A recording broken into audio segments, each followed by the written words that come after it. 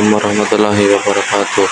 Perkenalkan, nama saya Radiriawan dari kelas 11 TKJ 2 akan mengerjakan tugas sejarah dampak yang berjudul Dampak Reformasi Indonesia. Reformasi 1998 merupakan titik balik fundamental dalam sejarah Indonesia, mengubah pola hubungan negara-negara menjadi lebih demokratis, transparan, dan partisipatif. Era ini menandai berakhirnya pemerintahan otoriter Orde Baru dan memulai transisi menuju sistem demokrasi yang mengutamakan kebebasan, hak asasi manusia, serta rotasi kekuasaan secara damai. Berikut adalah evaluasi mengenai dampak reformasi dan arah perkembangan demokrasi di Indonesia. 1.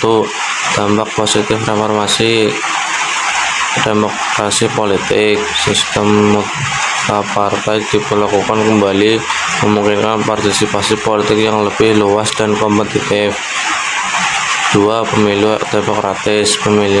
Pemilihan umum termasuk pemilihan langsung kepada daerah menjadi mekanisme utama pengisian jabatan publik. 3. Kebebasan berpendapat dan pers. Hilangnya pembungkaman pers dan kebebasan berekspresi yang lebih tinggi dan sebelumnya sangat dibatasi pada masa Orde Baru.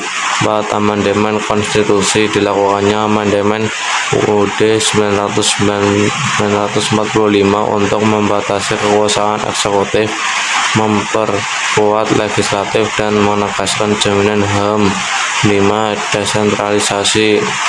Pemindahan wewenang dari pusat ke daerah untuk mendorong pembangunan yang lebih merata dan responsif terhadap kebutuhan lokal. Tantangan dan dampak negatif atau problematika. 1. Munculnya demokrasi elitis. Pengamat menilai demokrasi era reformasi cenderung dikuasai oleh elit politik, di mana substansi demokrasi untuk kesejahteraan rakyat belum sepenuhnya terwujud. 2. Konflik sosial dan etnik. Contohnya otoriter pusat yang kaku, awalnya memicu ketegangan horizontal dan konflik etnik atau agama di beberapa daerah. 3. Masalah ekonomi. Meskipun sistem politik berubah, korupsi, kolusi, dan nepotisme masih menjadi tantangan besar, serta dapat krisis ekonomi 1998 yang butuh waktu lama untuk pulih. 4. Reorientasi identitas. Kesulitan dalam merumuskan bentuk demokrasi Pancasila yang benar-benar stabil dan sesuai dengan nilai budaya Indonesia.